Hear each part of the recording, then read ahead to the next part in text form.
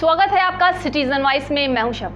अब वक्त हो चुका है दिन भर की तमाम खबरों पे नजर डालने का, तो आइए देखते हैं क्या है आज दिन भर की तमाम खबरों में। लोकसभा में समाजवादी पार्टी सांसद इकरार चौधरी ने संसद में तमाम मुद्दों पर बोलते हुए कहा है कि देश के 1% अमीरों के पास 40% से अधिक संपत्ति है और गरीबों को महंगाई का टैक्स बोझ तले दबाया जा रहा है। जहां उनका इस जोरदार भाषण जमकर वायरल हो रहा है। आप भी देखिए इस वीडियो में। सरकार इस बजट को जन कल्याणकारी बता रही है, लेकिन क्या ये वास्तव में गरीबों, किसानों, श्रमिकों और मध्यम वर्ग के हितों की रक्षा करता है? क्या ये युवाओं को रोजगार देगा? जब हम प्रति व्यक्ति जीडीपी के आंकड़ों को देखते हैं, जिसमें भारत विश्व स्तर पर 100 से अधिक देशों से पीछे है। सरकार दावे करती है कि भारत की अर्थव्यवस्था दुनिया में सबसे तेजी से बढ़ रही है, लेकिन इस विकास का लाभ केवल अमीरों को मिल रहा है। देश की शीर्ष 1% अमीरों के पास 40% से अधिक संपत्ति है, जबकि करोड़ों लोग 2 वक्त की रोटी के लिए संघर्ष कर रहे हैं। यह आर्थिक असमानता लगातार बढ़ रही है क्योंकि सरकार की नीतियां बड़े उद्योगपतियों को फायदा पहुंचाने के लिए बनाई जा रही है, जबकि गरीबों और मध्यम वर्ग को महंगाई और टैक्स के बोझ तले दाबा जा रहा है। जब यह सरकार सत्ता में आई थी तब $1 लगभग 60 रुपए के बराबर था और आज 83 तक पहुंच गया है। 2025 के वित्त विधेयक पर अपने विचार रखने के लिए खड़ी हूं। सरकार इस बजट को जन कल्याणकारी बता रही है, लेकिन क्या ये वास्तव में गरीबों, किसानों, श्रमिकों और मध्यम वर्ग के हितों की रक्षा करता है?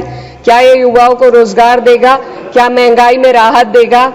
लगातार हम पढ़ते आ रहे हैं कि भारत की जीडीपी पिछले 10 वर्षों में दोगुनी हो गई है और हम जापान और जर्मनी को पीछे छोड़ते हुए 27 तक दुनिया की तीसरी सबसे बड़ी अर्थव्यवस्था बनने के ओर अग्रसर है।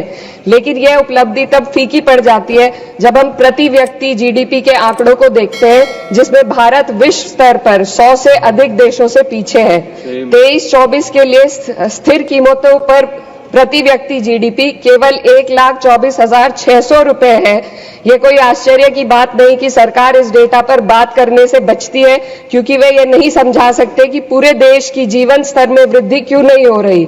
वे ये नहीं बता सकते कि देश में इतनी गहरी आय असमानता क्यों बनी हुई है और आम नागरिकों को आवश्यक सेवाओं तक पहुंचने में इतनी कठिनाइयां क्यों होती हैं। सरकार दावे करती है कि भारत की अर्थव्यवस्था दुनिया में सबसे तेजी से बढ़ रही है, लेकिन इस विकास का लाभ केवल अमीरों को मिल रहा है। आज हमारे देश में शिक्षित युवा नौकरी की तलाश में दर-दर भटक रहा है।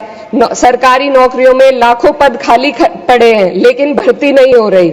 निजी क्षेत्र में भी नौकरियों की संख्या घटती जा रही है। उधर देश की शीर्ष 1% अमीरों के पास 40% से अधिक संपत्ति है, जबकि करोड़ों लोग 2 वक्त की रोटी के लिए संघर्ष कर रहे हैं। यह आर्थिक असमानता लगातार बढ़ रही है क्योंकि सरकार की नीतियां बड़े उद्योगपतियों को फायदा पहुंचाने के लिए बनाई जा रही है, जबकि गरीबों और मध्यम वर्ग को महंगाई और टैक्स के बोझ तले दाबा जा रहा है। जब यह सरकार सत्ता में आई थी तब $1 लगभग 60 रुपए के बराबर था और आज 83 तक पहुंच गया है। Sir 2 minute. रुपए की इस गिरावट का सीधा असर आम जनता पर पड़ता है। इस सरकार की मौजूदा वित्तीय नीतियां पूरी तरीके से अमीरों के पक्ष में झुकी हुई है। भारत एक समाजवादी देश है जहां सरकार का कर्तव्य है कि शिक्षा, स्वास्थ्य, यातायात जैसी बुनियादी सुविधाओं का लाभ अपने नागरिकों को पहुंचाए और उन्हें समान अवसर और सुरक्षा दे।